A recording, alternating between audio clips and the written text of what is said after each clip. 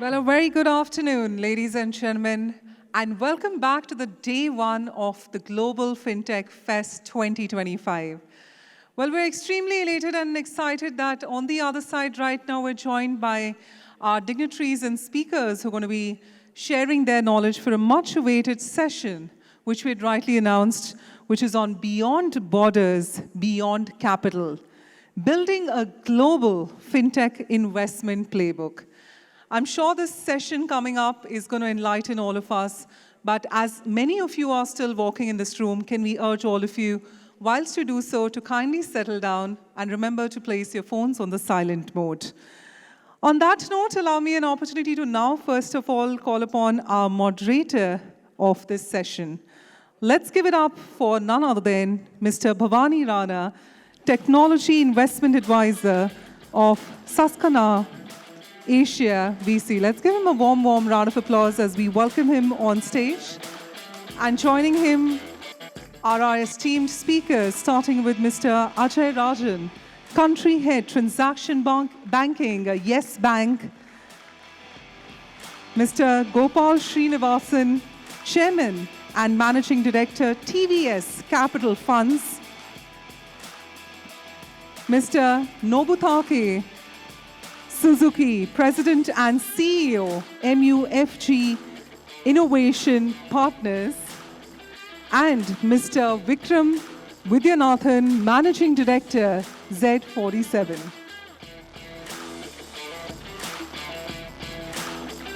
So as our dignitaries are here with us on stage, I'd like to leave it in the able hands of Mr. Rana to take it forward.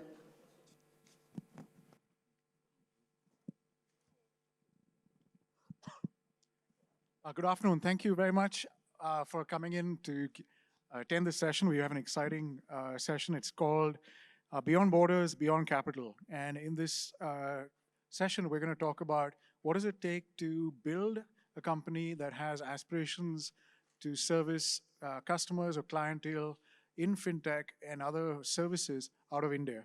So I'm joined on this panel by some very experienced investors as well as operators. So we should have a good mix. I'm going to leave a few minutes at the end for some Q&A from the audience. So if you have any questions, please tee them up and we'll get to them at the end.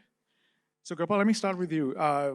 In this era of cross-border opportunity that we have with our fintech companies, should a company targeting a cross-border solution with multinational customers, would you recommend them to set up in India or an overseas jurisdiction?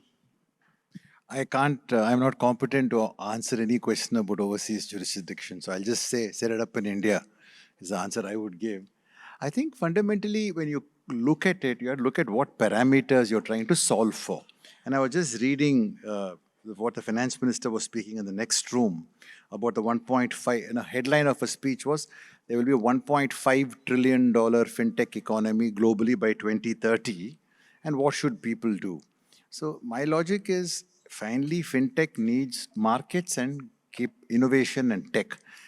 Look at the numbers in India, whether it's the 2 million people in the GCC, whether it is the fact that Perplexity says it's a #1 consumer location, whether ChatGPT says #2, 10% of ChatGPT users live in India, all the data, LinkedIn, training.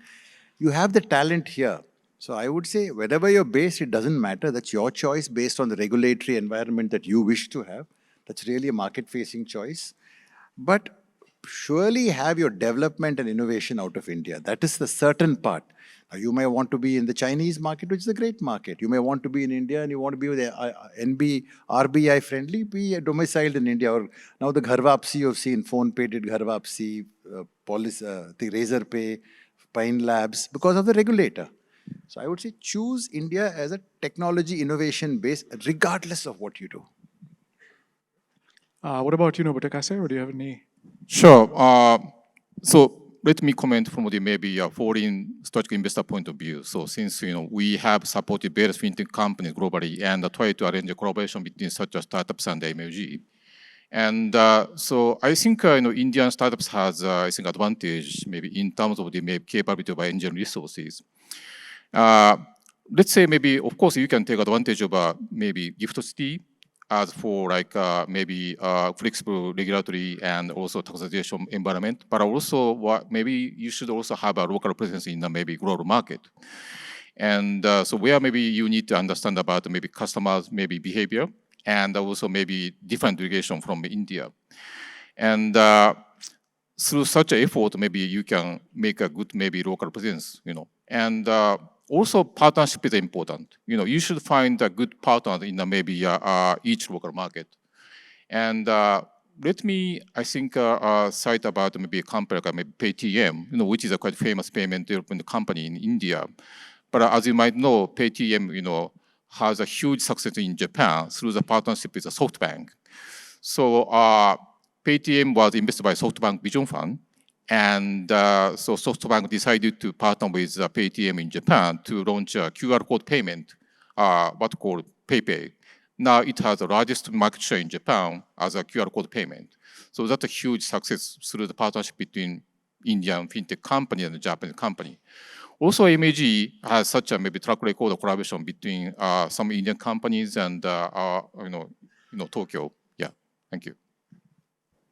So honestly, I think this question is sort of important, but actually is irrelevant, because if you're building a overall B2B company, I think the focus for the founder should be you're building a global company with some India edge, and you need to commit to have that global footprint from day zero. The days of you saying, I'm going to do my first 5 years in India, then I'm going to approach the global markets, especially in this world of AI, I think you can't do that anymore. So you need to have that global footprint from day zero.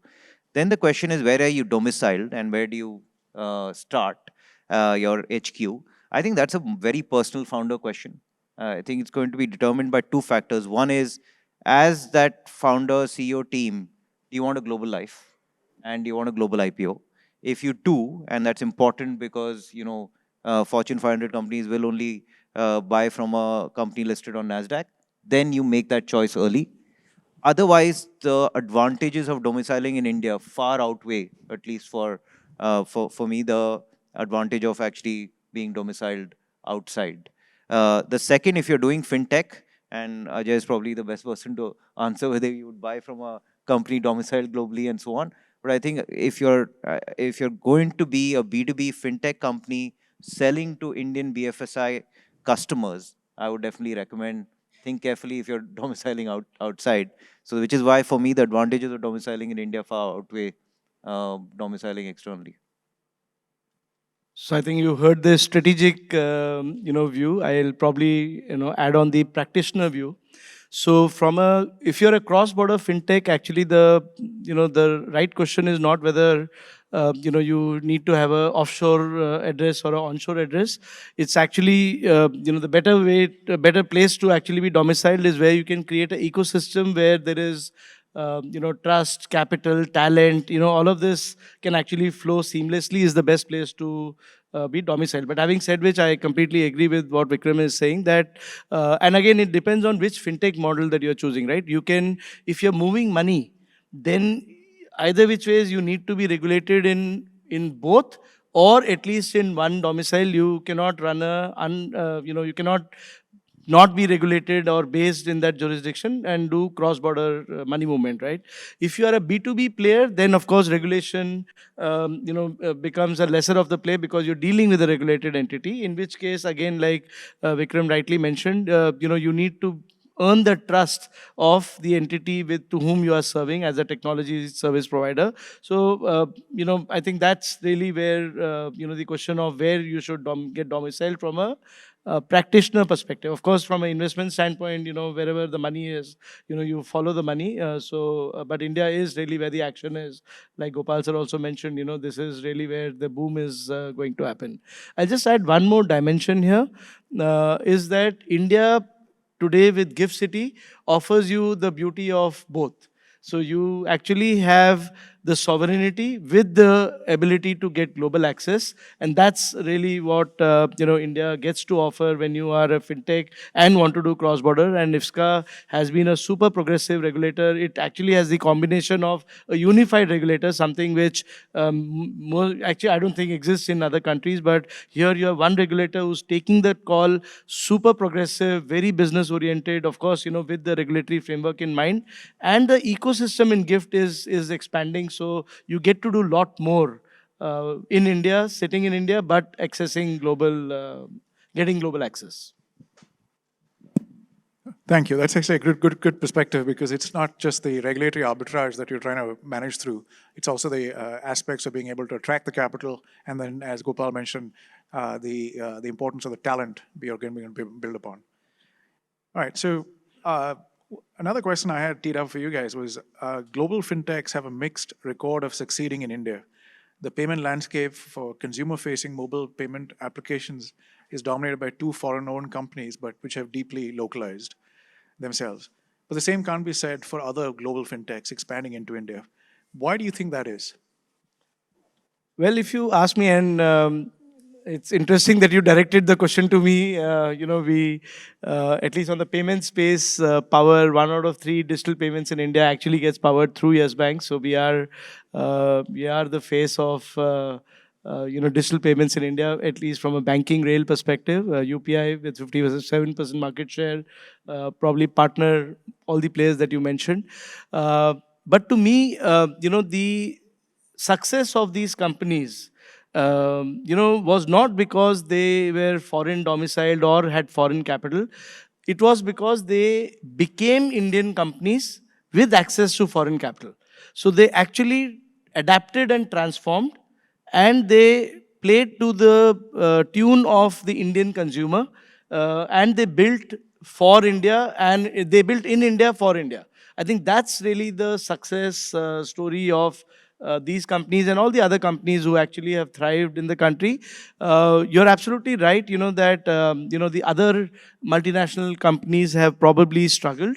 And again, to my mind, the reason is because if you come into India, which again is a bit of a unique, and maybe Suzuki-san can add on to this, you need to come as an Indian company and speak the language of the Indian consumer if you want to create an impact in India. And I believe strongly that the size and scale of the country, both in consumer as well as business side, is so huge that it is worth your money to adapt and build from an India perspective. Most global companies, what they do is that they create a global product and they try to consummate it in various parts of the country. Probably works in few jurisdictions, definitely does not work in India. So for India, you have to make in India for India. Any other comments, Gopal? I guess the Slow context down. Go ahead. So the context of your question is Facebook is the Facebook of India, Instagram is the Instagram of India, WhatsApp is the WhatsApp of India, and you don't have that in financial services and fintech. It's not, PayPal is not, Stripe is not, right? So that's the context of the question. So I think that begs the question, why is financial services different? And it's actually different everywhere. It's not that you're seeing big American banks suddenly become like big in Europe and so on. So it's a very localized business on product, tech, and talent, as well as regulations. And therefore, you need to deeply localize to make any kind of impact in financial services, period. And definitely so in the last 10 years, where there has been this enormous inflection point with payments and UPI, where all three were needed. And I think the two that focused, and honestly, PhonePe is a domestic company. I wouldn't say actually they're an MNC. I think it would be wrong to call them that at all. They're foreign funded. They're foreign funded, by a domestic company. as is most of our ecosystem. But these are deeply localized businesses, and therefore it needs that kind of effort. I think one thing that is less understood and maybe less emphasized is the quality of talent that is needed in the Indian financial services ecosystem, because I truly think the Indian banks are probably some of the best run banks in the world. Because if you look at when fintech adoption started, globally, banking NPS was actually pretty low. And then fintechs actually drove those.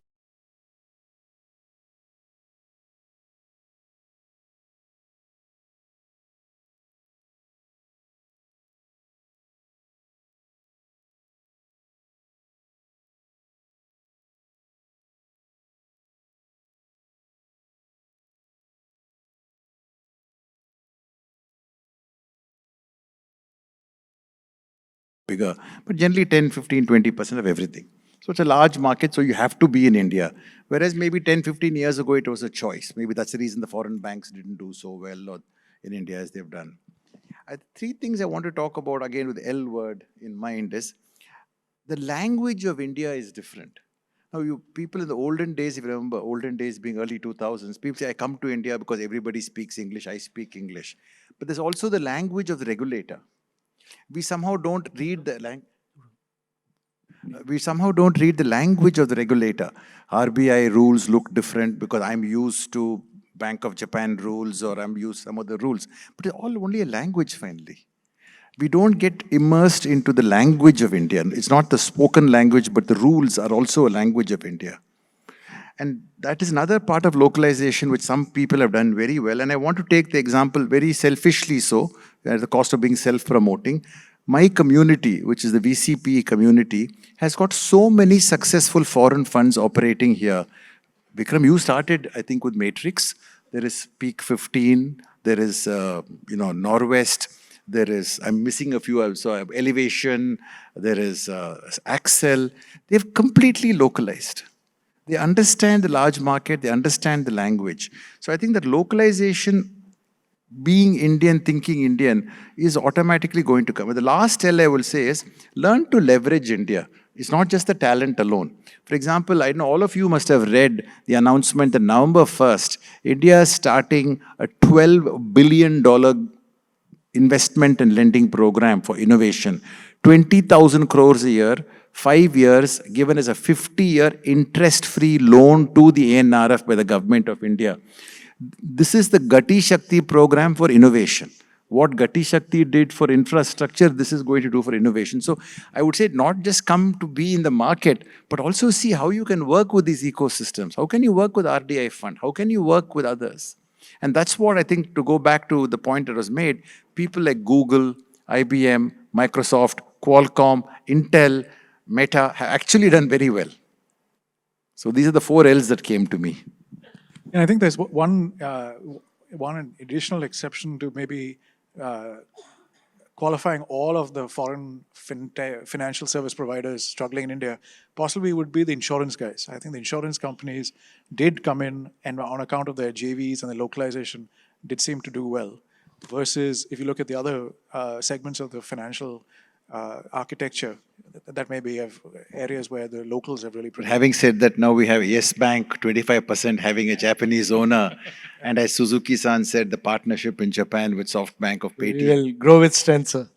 I just want to augment, one point which, Vikram also made. The beauty, and again from India perspective, has been the partnership. A lot of these fintech revolution has happened because of 3 things. One, India created probably the best DPI in the world, which was not built by private, but it was built by the government for democratized inclusion. So that was one, right? That created the layer. Then second was that banks here have been super innovative right from the start, and adoption by banks and consumers to digital has always been good. Third is the fintechs, who brought in the agility, the innovation, and the strength of getting digital access to customers, and the partnership with the banks. So that worked beautifully. So PhonePe, for example, with Yes Bank, or Paytm with Yes Bank, and there are so many other such examples. That partnership worked beautifully to leverage all this DPI which got created, and that's really where payments grew, right? Today we are 40% plus of global real-time payments. That speaks volumes of where we are because of the innovation that we built. Well, that's a perfect segue into my next question, which is on DPI.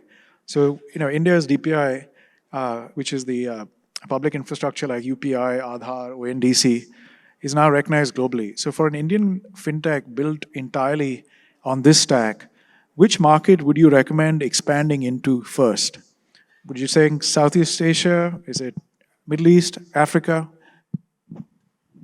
I would follow basically the Indian diaspora if I'm building from India, right? So obviously UAE is going to be one. Secondly, wherever the Indian government has really put beachheads, for example, Africa is a beachhead nation for us, right? Or we have the excellent example he gave, because India and Japan are very, very close in so many dimensions. So I think look at government policy, look at diaspora, because they will give you the tailwinds. I would say it'll be a very noble to go and fight a kind of samurai-like war against a machine gun in the movie, if you remember correctly. But I wouldn't do that. I would do what he's suggesting. So I, Oh, can I, yeah. So I think maybe exporting maybe your infrastructure like maybe UPI, maybe you should target maybe emerging countries like maybe Africa is an example. I think if you see maybe other emerging countries, maybe if you see Latin countries, maybe where Brazil has so sophisticated maybe financial infrastructure, already.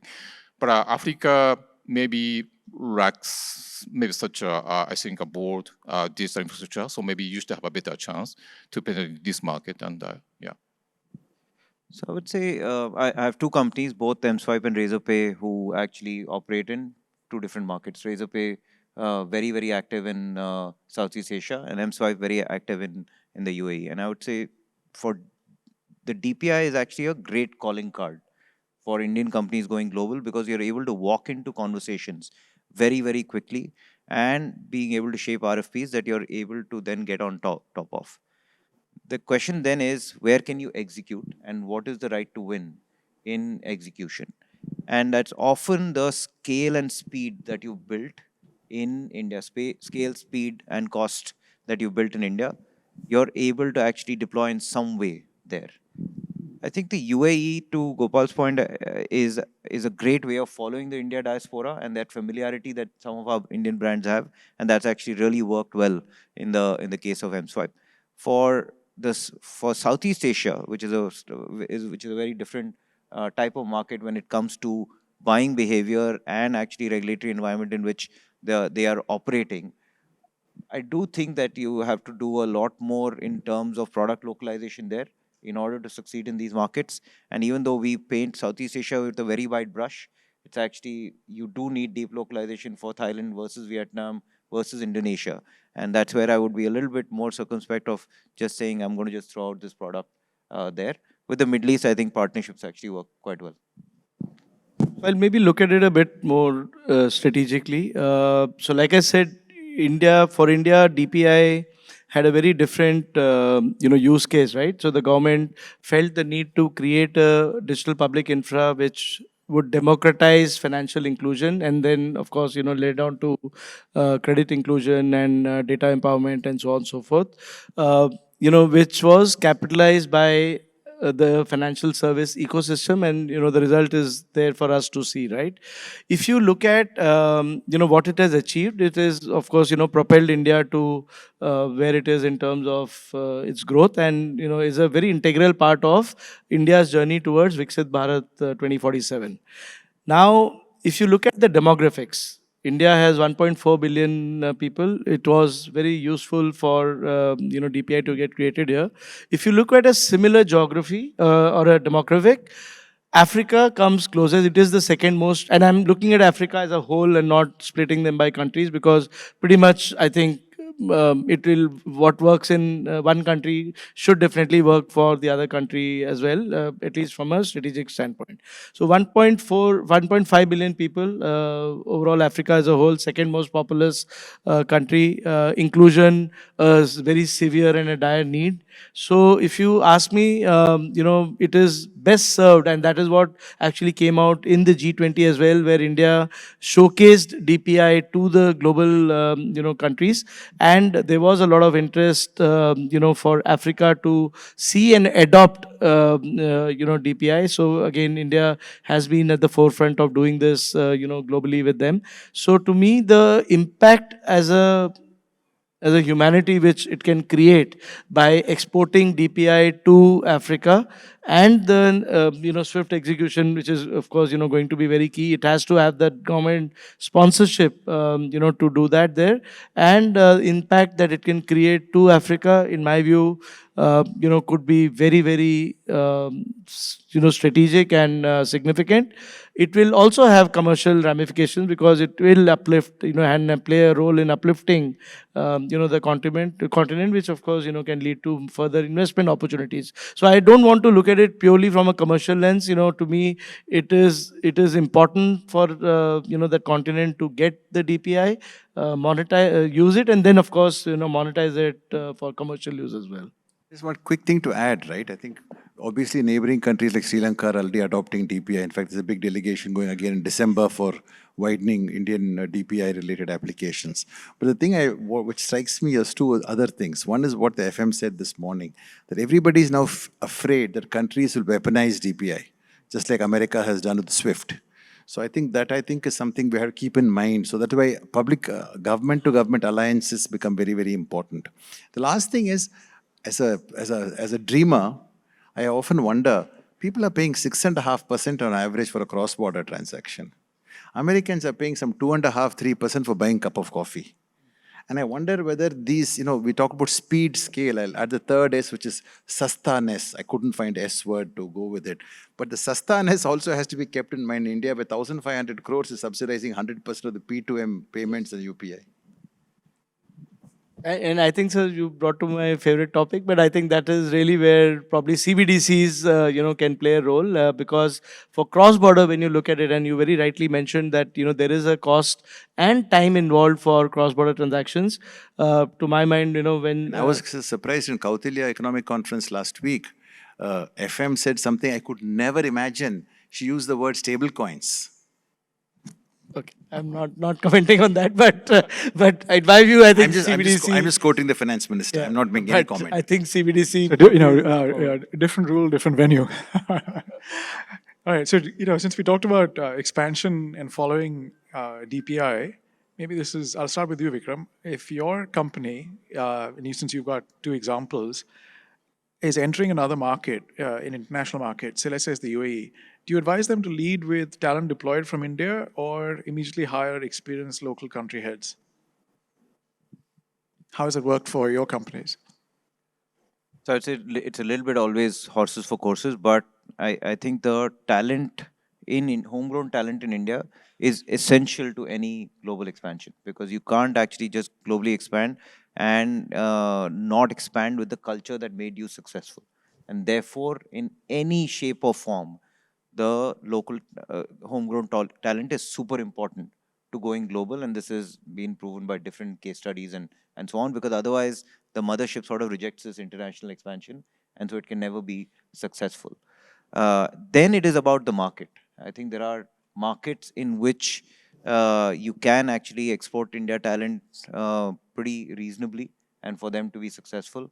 The UAE actually was one of those markets where you need a deep partnership with someone there, but it can actually be run by Indian talent.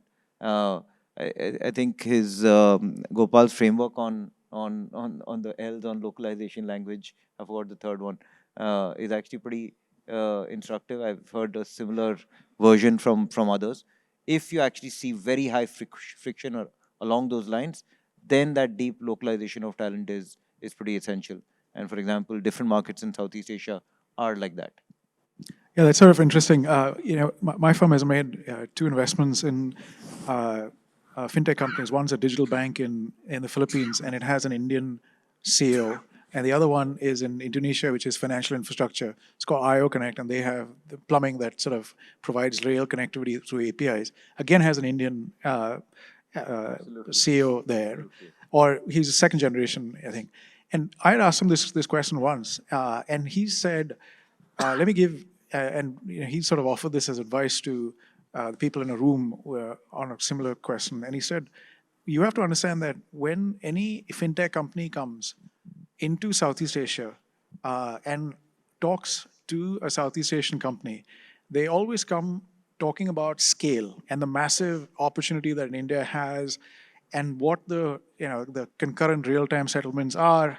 And he said and because he happens to be Indian, he offered this with a very sensitive way of saying it, which is tread carefully when you bring your experience, because it is important that the hosts don't feel that you are going to inundate them with the wealth of the opportunity or the experience that you come with, because these are not large countries with that thing. So it's always a horses for courses approach, but sometimes our own people can be a little more sensitive in expanding that. So since you pulled at that thread, I do think that there is an overall degree of confidence, but it ends up in arrogance around how large the Indian fintech ecosystem is, and therefore you bring that, and a lot of multinationals bring that into India, right? So as you're going global, I think as an Indian company, I think it's important to actually approach each of these markets with that respect and humility. I think that will actually is a big factor to success in each of those markets. Yeah, so tread softly. All right, moving on. So in the context of investing in Indian fintech, what do you think is the single biggest regulatory or compliance risk that you as investors or operators need to consider? So for instance, could it be data localization norms that are changing, or the RBI's interpretations of legislation, or the way they enforce being one which catches people by surprise? What tends to be the biggest risk you're underwriting? Okay. So as a foreign investor, and I think maybe India might have some kind of maybe complexity regarding regulation, because you have a multiple maybe regulatory body like RBI, SEBI, and so on. But also it should be same in maybe other countries, maybe US, in the States. Also maybe it's quite messy, like maybe they have a federal layer regulatory body, and also maybe each state also has a regulator too. So you need to do such a maybe a complicated situation too, and India is the same. But also another issue about India is that, basically, since maybe India has been growing rapidly, so everything is changing so fast, which includes regulation too. So you need to deal with such a maybe a rapid maybe change of circumstances. So I think I already recommend maybe our Indian portfolio company to have a partnership with highly professional maybe law firms to deal with such a situation. And but by doing so, I think maybe you can be well updated maybe about maybe regulation, and maybe you can live with such a situation too. So one overall, my advice to founders is you build the cost of regulation and compliance into your business very early. So that's the one overall way in which founders as well as investors can mitigate this risk, which is building that cost in early on. What I look for more than one particular regulation or the other is and often we are investing in fintechs who are trying something for the first time, and maybe trying to shape something which is on the fringes of what has happened before, in some way innovating around this, right? I think the most important thing to understand is the context of what has happened before, and really understand why certain regulatory constraints have been placed there, and then either look for consistency on how that regulation has been shaped, or drive that consistency. Because actually the uncertainty is what hurts. Because if you actually have consistent approach on regulation, you can actually build that cost into your business.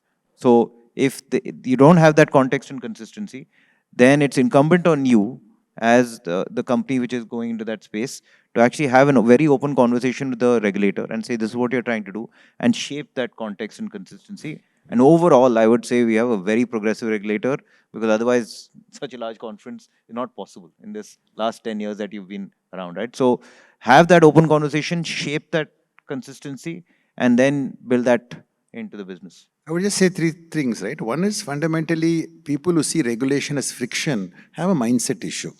They should see it as a necessary rules of the game. We don't assume that planes flying from place to place, the ATC is friction. We believe they're necessary. So that means you have to understand what is going on. Second point is many of the companies which have tried to exploit gaps in regulation and as arbitrage, I think they are asking for trouble. And if they get shot at midnight, I think that's an expected outcome. So as long as you're playing within the framework, within the sandbox, it's not an issue. Third is, I've been watching regulators now for 17 years. And I can only tell you one thing. I do not know whether other countries have this kind of listening, discussing regulators. It is compounded in the amount of listening that has taken place. I was just speaking just now to the former revenue secretary who we used to work with in 16 and 18 time frame. And we're just going through all the changes in tax laws for the private equity industry. It has been incredible how much has been achieved patiently. I should put patiently in bold. But there is an open-mindedness to discuss rationally. So I don't think worry about. And also, last point is so many ex-regulators are available for having your own private regulatory advisory councils to bounce your ideas. You don't need to get surprised by walking into something. He talked about law firms in a similar vein. I think the most important fundamental point is do not build your business on a regulatory arbitrage. Because if and there's a thin line between innovation and arbitrage, always the regulation has to be seen in spirit of what it is meant to be. And if there is no regulation, then you have to build a business thinking that, if a regulation were there, this is how it should be built. I think so long as this fundamental aspect is taken care of, the business will thrive. Otherwise, once the business scales to become a systemic risk, it is not that the regulator does not see, right? They are pretty aware of what is happening in the ecosystem. They step in when they see that this is becoming a systemic risk, is when they get involved. Otherwise, fundamentally, and as an investor, for example, if you're looking at a company, always see that, are they doing two things. One, are they going by the spirit of the regulation? Two, like Vikram rightly mentioned, have they factored in the cost of compliance? Tomorrow, if there is a regulation around it, will they still thrive after factoring in the changes which are required to make it happen? So long as I think these two things are done, you're sorted to thrive in the country. Okay. And, obviously we can't have a panel that doesn't talk about AI. So let me end with my question on that, which is, where does the Indian market present an edge for native AI fintechs not found elsewhere? So for instance, I can think of leveraging multilingual data, speech to text instead of vice versa. Where would you see the opportunity and where are you investing? So I think, India has a uniqueness in terms of the maybe you guys have a quite rich and diverse, financial data, from, let's say, maybe UPI or maybe various economic sectors and also maybe other transaction data set, and which is good for maybe training maybe smart AI model, right? And also if we see maybe fintech, maybe business, it's so competitive, and you need to lower your margin to compete with other competitors, and you need to streamline your business procedure. But I think AI is, critical to maybe reduce your cost. What's happening in maybe global fintech companies that now maybe such a fintech companies developing maybe agentic AI, and you tell such a agentic AI maybe instead of maybe people. So what happened to my portal company is that maybe actually, so they are maybe actually reducing workforces and also implementing generative AI and reduce the cost. So that's what's happening. So I hosted this guy, Jonathan Ross, who's the founder of Grok, a couple of weeks back, and he's doing this very large AI inferencing cloud company. And he was going around in India and meeting lots of people, including Ajay and so on. And I asked him, what is different when you come to India? He said, voice. And Indians just love using voice more than anywhere else. And therefore, I think we can actually be at the forefront of what voice agents mean in the world. And I think if there is one sector within that where voice is super important, is actually BFSI. Because of the levels of customer service, contact centers, whether it's collection agents, whether it is sales agents, how much happens on voice. I think that's one overall insertion point. Again, Ajay and I were at the product launch of one of our companies yesterday, which is Grey Labs. it seems like voice agents actually lend themselves very well to easy adoption to anywhere else in the stack.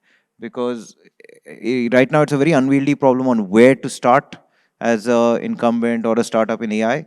But voice actually lends itself very well to any stack, an existing stack, because you can insert that agent sort of anywhere. So at least a lot of our money is a big bet on voice. I think people will do what customers want, right? So for AI is just one means to get there. Today, if you look at, I just build on what he's saying on voice. So many of our companies are extensively using voice, 1 million calls a day, 2 million calls a day. Costs have come down from 10 rupees to 1 rupee a minute. And it's going towards paisa per minute. I think recently there was an emotion, this week there was a very emotional voice, high emotion content voice launch that took place. So I do not, I mean, Indians are consuming AI, but the question is with the cost has to come and it'll go to even better, make a mass. I think people are building AI across the world are anyway Indians, as you earlier alluded to with your two examples of Southeast Asia. You saw this headline today, right? 54 unicorn founders in America are from India. I'm sure you saw it. Yep. Well, I'm going to sort of open it up for a few questions. If you have any, I think we've got time for two. Any questions from the audience?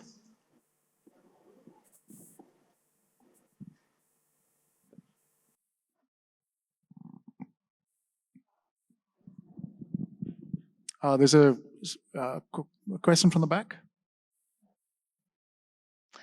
I can see a gentleman at the back who would raise their hand. If you do have a question, can you please raise it a little? Yeah, thank you. Can we get the microphone passed? We have time only and only for one question. Apologies. We just request you to say your name and to whom you'd like to address it. Sure.